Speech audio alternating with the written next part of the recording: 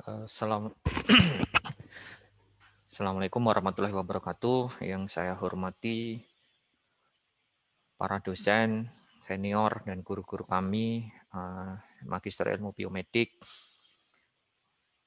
stakeholder, pengguna alumni, dan juga alumni MIB dan ilmu IKD ya. Dulu masih IKD.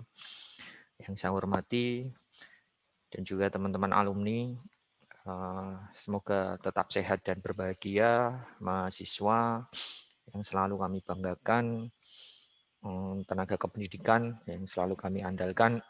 Terima kasih atas waktunya.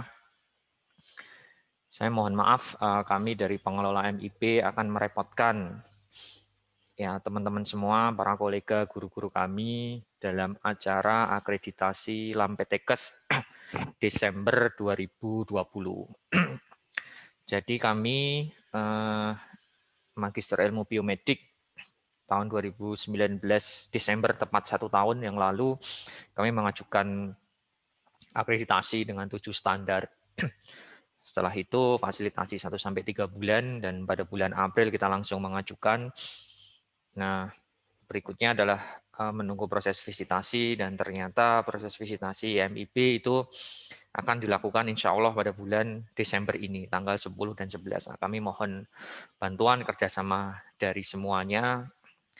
Ini hanya ya bukan materi ya, kita hanya sharing saja apa yang harus kita persiapkan, dan semoga bisa menjadi kemudahan bagi kita bersama.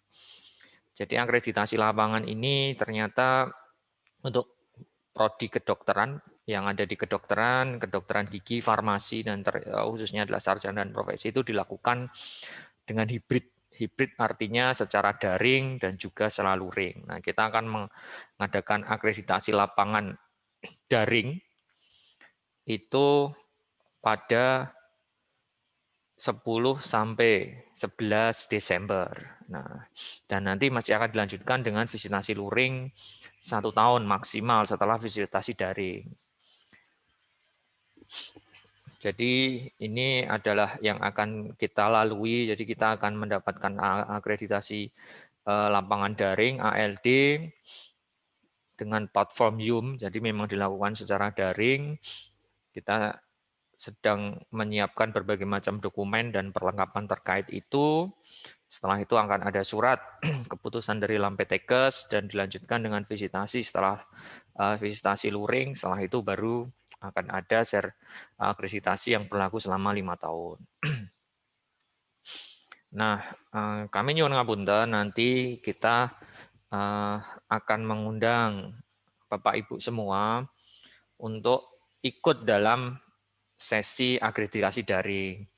Nah, kita bagi di sini memang ada dosen, pendik, alumni, mahasiswa, alumni, dan juga stakeholder. Dan nanti kami akan mendaftarkan Zoom atas nama Bapak Ibu semua. Sehingga kemungkinan kami akan melanjutkan dengan sosialisasi bersama setelah materi ini. Hingga nanti misalnya Bapak Ibu dosen, maka ketika masuk namanya adalah dosen, strip nama. Nah, tendik adalah tendik, berperan sebagai apa, apakah laporan, apakah admin, baru nama. Mahasiswa juga sama, angkatan, nama. Alumni, tahun lulus, dan nama. Nah, untuk stakeholder, ini adalah stakeholder institusinya.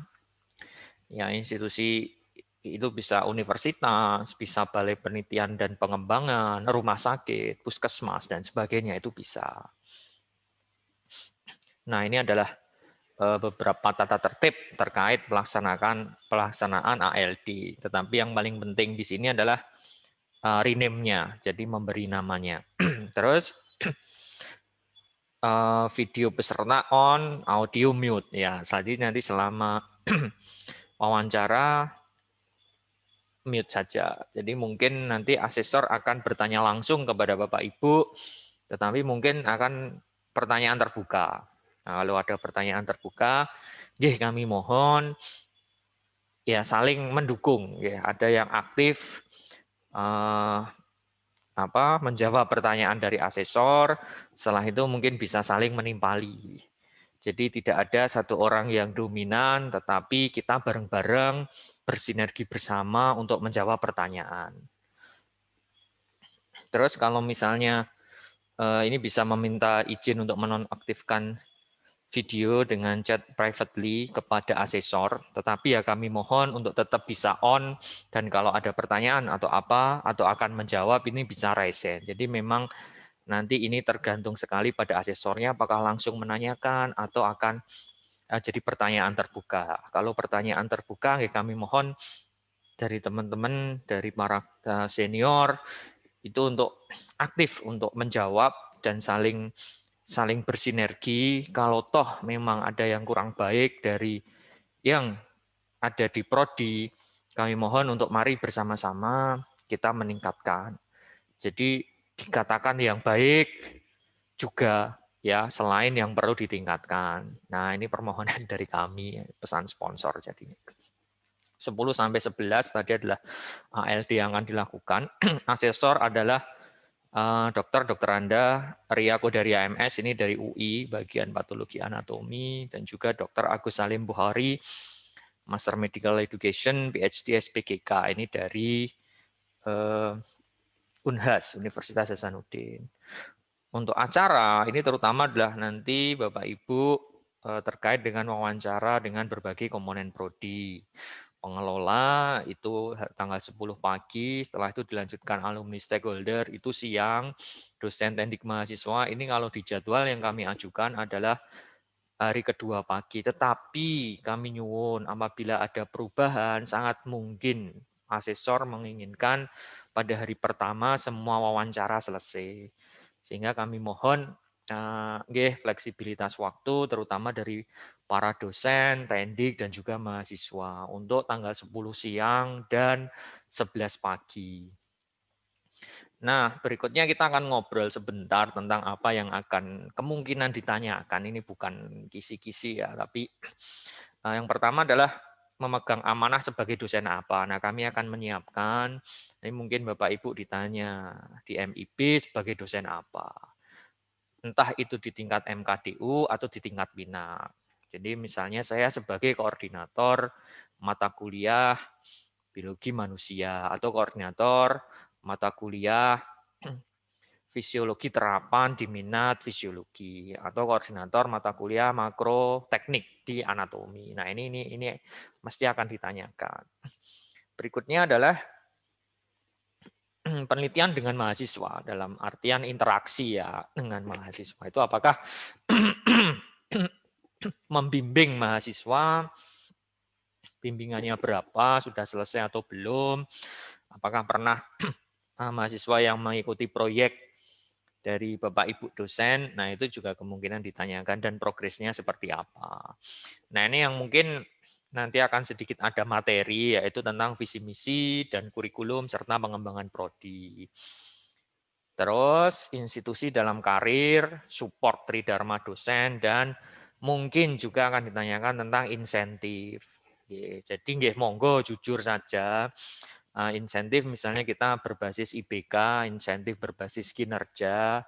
Terus setelah itu ada berbagai macam insentif terkait publikasi, terus berbagai macam kegiatan, berbagai macam tim, itu juga ada bisa dijelaskan di sini. Support terhadap Tridharma kemungkinan juga berbagai macam grant-grant penelitian atau pengabdian masyarakat atau grant-grant mata kuliah berbasis IT yang ada di tingkat fakultas dan juga di universitas. Jadi kalau kita lihat penelitian misalnya dari Kemenristek itu kan ada beberapa dosen juga mungkin mendapatkan World Class University Project itu juga ada misalnya, atau bahkan ada yang mendapatkan penugasan secara khusus. Ya, penugasan itu juga bisa disampaikan. Terus misalnya selain dari Kemenristek, dari Rispro LPDP, atau beberapa dosen juga mendapatkan dari kompetisi-kompetisi di luar negeri atau di dalam negeri itu bisa untuk disampaikan juga. Untuk karir ini ya fakultas sekarang juga aktif untuk mendorong dosen untuk mengurus KUM dan sebagainya. Yang berikutnya adalah peran dalam pengembangan pembelajaran.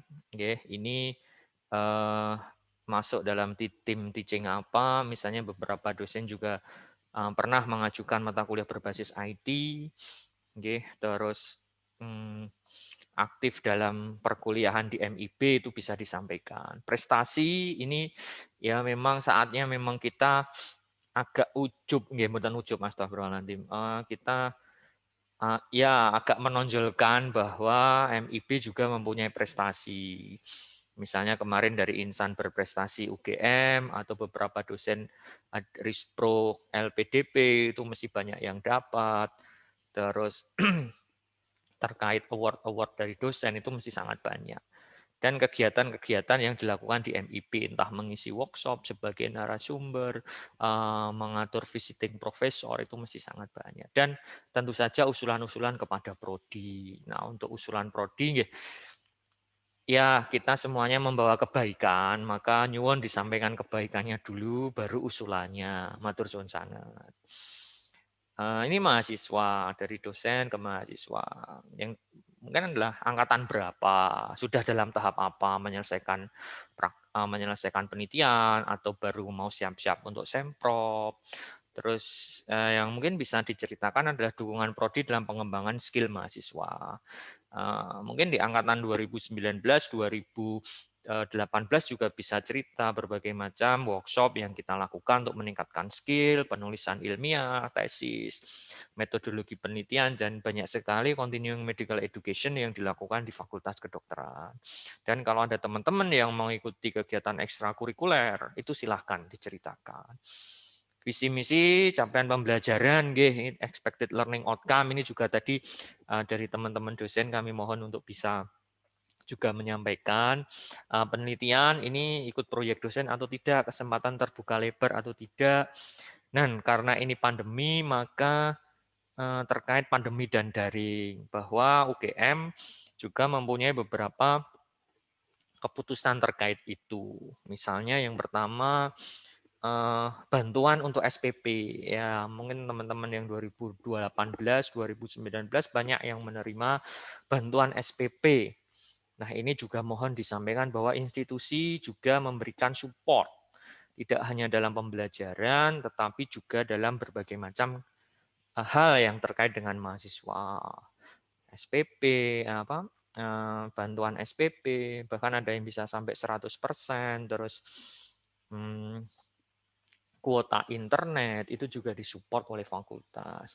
Memang dalam prosesnya di awal-awal mungkin terkait dengan praktikum kita undur, misalnya di anatomi itu baru selesai praktikum untuk diseksi misalnya. Tetapi insya Allah prodi dan juga minat akan tetap melaksanakannya. Dukungan prodi yang selama pandemi, perbaikan usulan dan juga prestasi monggo ini disampaikan saja. Misalnya ditanya apakah ada yang mempunyai prestasi, silahkan disampaikan saja teman-teman semua, nggak usah. Baik yang terkait dengan kegiatan pembelajaran, penelitian, atau yang tidak. Misalnya juara olahraga, juara nyanyi dangdut, misalnya, itu boleh disampaikan. Oke, teman-teman alumni, matur suwun sangat atas rawuhnya. Ini yang terkait alumni adalah alumni tahun berapa, sekarang posisi bekerja di mana, sebagai apa, tadi malam berbuat apa, bukan ya. Terus seberapa besar pengaruh IKD atau MIB dalam belajar. Nah, ini kita melihat bahwa ada inline ya antara bidang dengan MIB. Apakah ada memerlukan skill tambahan setelah bekerja? Nah, ini monggo disampaikan. Ya, mungkin skill tambahan itu berupa untuk mengajar, membutuhkan sertifikasi dosen. Nah, itu bisa disampaikan juga bahwa institusi di tempat teman-teman bekerja juga memfasilitasi. Tetapi mungkin dari segi keilmuan itu sudah cukup pede untuk mengajar. Nah, ini ikut sertaan acara-acara prodi. Nah, ini bisa disampaikan juga bahwa kita mempunyai keluarga alumni mulai tahun 2018. Mulai 2018 itu kita mempunyai keluarga alumni, April 2018 itu kita buat, terus dari 2018 sampai 2020 itu banyak sekali kegiatan-kegiatan bersama dengan alumni. MIB Forum, ya Juli 2019 itu kita punya MIB Forum, workshop-workshop apa itu teknik laboratorium itu juga kita bersama dengan alumni homecoming, tribute to teacher itu bareng-bareng dengan alumni. Nah ini memang visi misi prodi, peran aktif dalam pengembangan ilmu, terus nanti juga peran alumni, peran alumni di MIB sangat besar. Misalnya untuk tracer study itu kita sangat membutuhkan alumni, diskusi, pengembangan MIB, masukan-masukan. Ya, 2017 itu diawali dengan masukan-masukan dari alumni dan stakeholder. Kita membuat acara di Hotel Pinik waktu itu untuk penetapan LO dan juga perbaikan kurikulum itu 2017-2018. Dan bagaimana memandang MIB yang dulu dan juga yang sekarang. Nah, matur suwun sangat untuk para pengguna lulusan ini adalah institusi dan nama alumni MIB yang bekerja di institusi. Mohon nanti bisa disebutkan bahwa di tempat saya ada si A, si B, si C yang merupakan lulusan MIB dan sekarang bekerja di prodi tertentu atau departemen tertentu. Posisi alumni tersebut dan juga perannya dalam membantu kelancaran kegiatan di institusi Bapak Ibu. Ya, ini mohon ya kita jujur tetapi disampaikan apa adanya dengan tetap memperhatikan kebaikan-kebaikan. Kesan terhadap MIB, monggo kalau yang dulu sama yang sekarang bisa diceritakan. Ya tentu saja yang baik dulu, sama perbaikannya kemudian. Peran lulusan MIB tadi sudah, apakah cukup percaya diri? Ya, jadi ini lebih ke arah karakter dari lulusan-lulusan kami dan nyuwun juga nanti ada beberapa usulan sakit atau perbandingan MIB dengan prodi-prodi lain itu juga bisa. Tetapi nyuwun untuk kebaikan dulu yang disampaikan dan kerjasama dengan alumni.